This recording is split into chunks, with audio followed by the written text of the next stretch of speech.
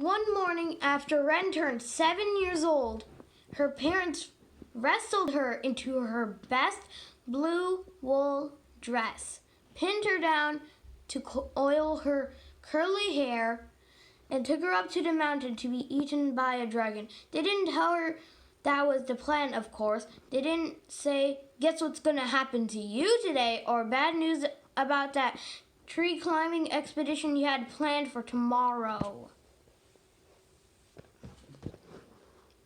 They didn't say much beyond "Stop wiggling and don't you dare bite me."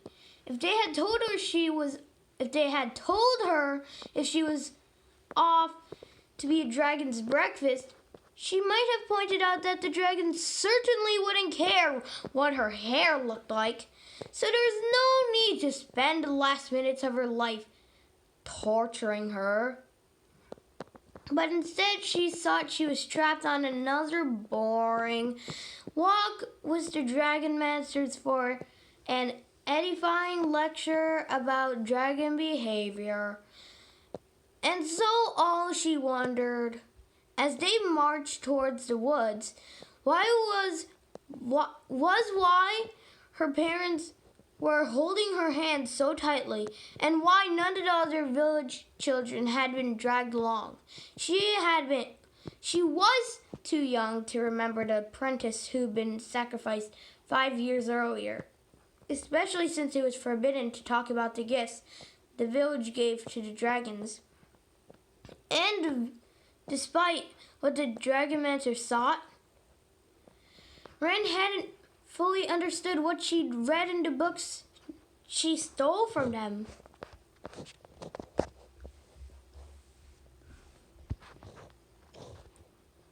Wren did notice the strange sideways looks from the other villagers, but it did not occur to her that those were good things. It's her getting fed to a dragon and not me kind of looks. She thought they were the usual, "There goes Wren, the girl with a dragon's temper" faces she always got. She liked making a horrible face back so she could see them blanch and turn away quickly. But really, she should have been more suspicious. She should have realized her parents were being too quiet. It's just no one ever really expects to be fed to dragons. And then suddenly one Dragonmancer stopped and raised his hands, and then all the villagers stopped and stared at Wren. The other two Dragonmancers produced ropes from their robes and grabbed her. The tall thin one said something like, "Hear us, O mighty wings of flame," in her snooty voice. And the short one with bumps all over his face said, "We offer you this gift, that you may spare the rest of your lowly worshippers." Then the leader, the smug one, who always ate all the goat cheese at the village celebrations, started to say, "Thank you for the lives of those." But Wren didn't let him finish. She recognized those words they were chanting. She read them in one of the books she'd borrowed from the head Dragonmancer's study. And this was the gift for the dragon ceremony. It was real after all, and this time she was the gift. After a lot of wrestling and screaming and fighting, they finally managed to tie her up. But they didn't get to say all their stupid blessing words. One Dragonmancer staggered away with his nose bleeding. Another clutched her scratched up arm. The third was hobbling as they hurried off. Wren shouted every bad word she knew at them as the villagers scurried away, avoiding her eyes. Her parents didn't even look back once. They left her on a giant stone slab overlooking the river, where the sky was wide open and dragons would be able to see her easily.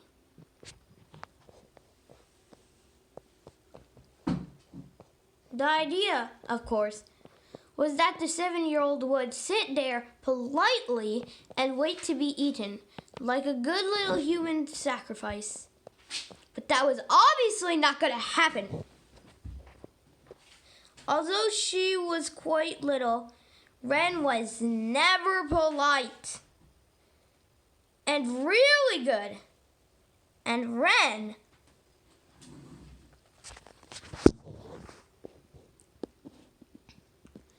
was very much not on board with the plan where she got eaten and all the smug-faced meanies in her village did not.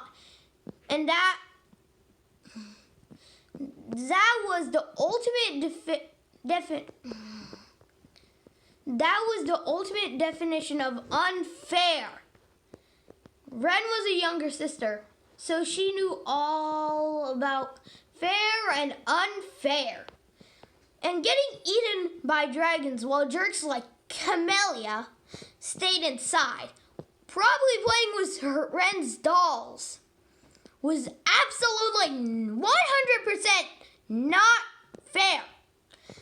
Wren had one brother who'd agree with her. She was pretty sure, but her uncle had taken leave hunting this morning to get him out of the way, she realized now. Not that an 8-year-old could have stopped the village's plan either, but at least he could have been super mad. He would have yelled at Mom and Dad. He would have been full of rage and vengeance forever. And made their lives miserable for all time, and they would have totally deserved it. But instead, she knew they'd tell him there was a sad accident while he was gone, and little Wren got chomped by a dragon. Too bad. And then he'd be sad, but then he'd get over it, and everyone would la-dee-da off into their peaceful, Wrenless futures. Moons above. Wren thought furiously as she wriggled her hands free from the ropes. They'll probably tell him it was my fault, that I was disobedient again, and that's why I got gobbled. They're going to make me into a story they tell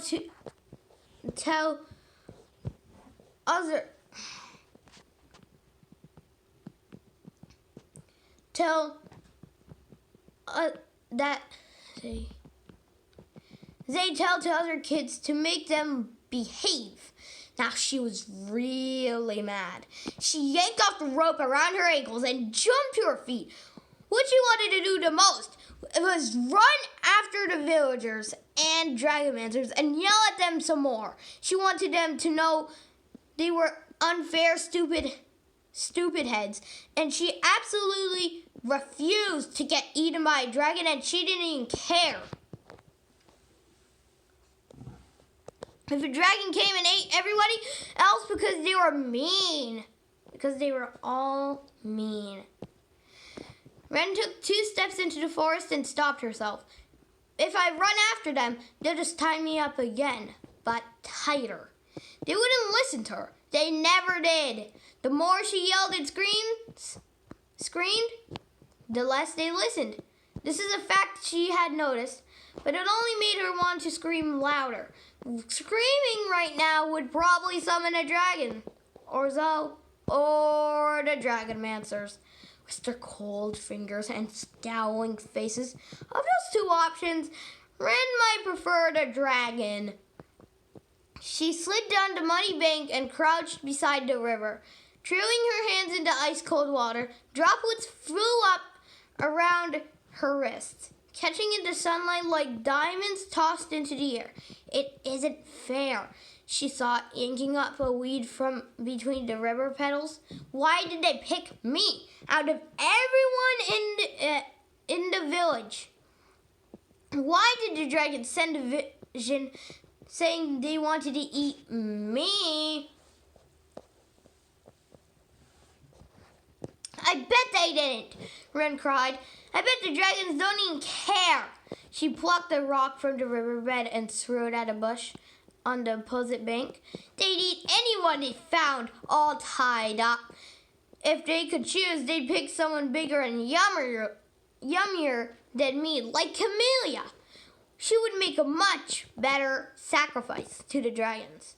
Why didn't they pick her? Everyone was always saying how sweet Ren's next oldest sister was.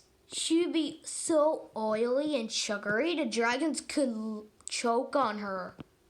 But the Dragonmancers loved Camellia, and the way she listened to them with her eyes wide and her face. This is so fascinating, face on.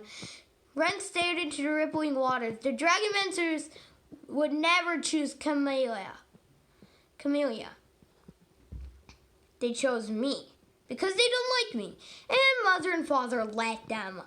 Of course, the Dragonmancers chose the loud 7-year-old who kicked Master Trout in the shins when he scolded her, and the girl who stole their books and read all their secrets. Even if she only half understood them, they'd be happy to get rid of her. And maybe mother and father were too. Nobody tried to stop them at all. Not one stupid person in the whole village. She knew her parents were terrified of dragons and did everything the Dragonmancers said all the time. But she still would have thought they might say, "Could you double check that vision one more time? Are you sure it's our daughter the dragons want?" Ren rubbed her eyes angrily. "Stop crying. So people are horrible and can't be trusted. That shouldn't be such of a big surprise. They never stood up for you before. Nobody cares about you, and so you shouldn't care about them either." "Well, I think I shall not get eaten," she thought. "That will show them I don't need a village or parents or any of them. I'm smarter than all of them, and smarter than the dragons too. I don't have to be someone's breakfast if I decide not to be. So there." But that meant she couldn't go home. She could never go back to Talesman. Now the Dragonmancers had told everyone her destiny was to be dragon food, and her parents say, "Sure, that sounds right. Fine by us." She stood up, shaking the freezing droplets off her hand, and a flicker of motion caught her eye on the opposite riverbank. Instantly she crouched, her heart bursting into a gallop and screaming, "Dragon!" even though her mind registered that the animal, whatever it was, couldn't be much bigger than a rabbit. She took a deep breath. "It's something little, maybe my breakfast." She kept her eye on the spot where she'd seen it, but the movement had stopped. Cautiously, she slipped into the cold water and splashed across. The other side was rockier, covered in glassy black stones and small tangles of little leafless shrubs.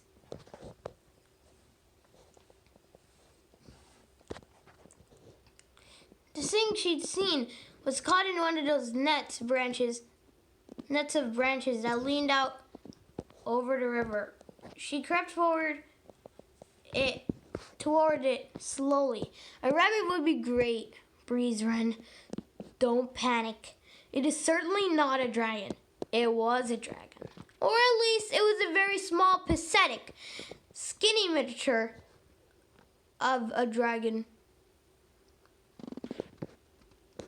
Its scales were the palest orange she'd ever seen, like a sunset painted on wool and then left under a waterfall or out in the sun for too long.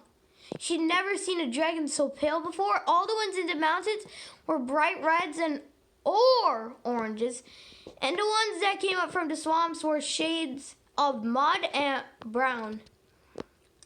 Its eyes were closed as it hung limply in the tangled bare branches, its wings drooping toward the river.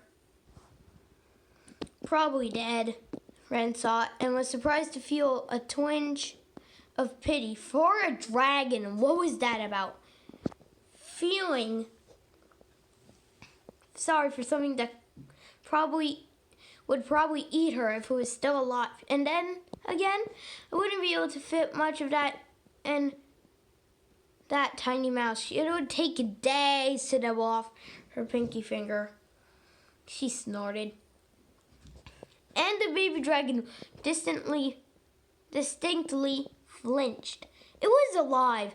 Hey, she said fiercely. Dragon baby, are you faking being dead so I'll come up and poke you and then you can eat my finger? The little creature's eyes fluttered slowly open.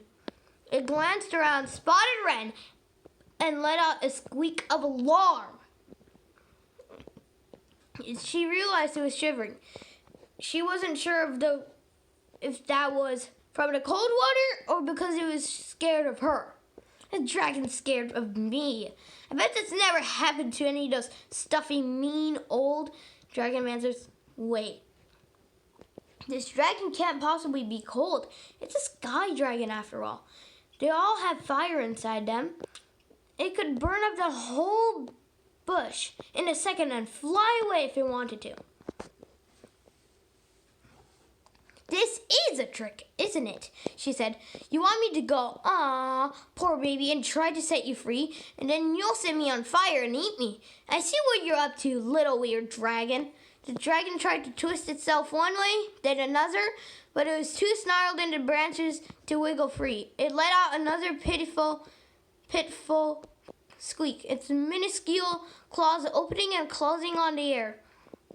It sounded like the kitten Ren's brother had once found in the woods, which their parents wouldn't let them keep because it wouldn't be able to keep quiet if there was dragons hunting overhead.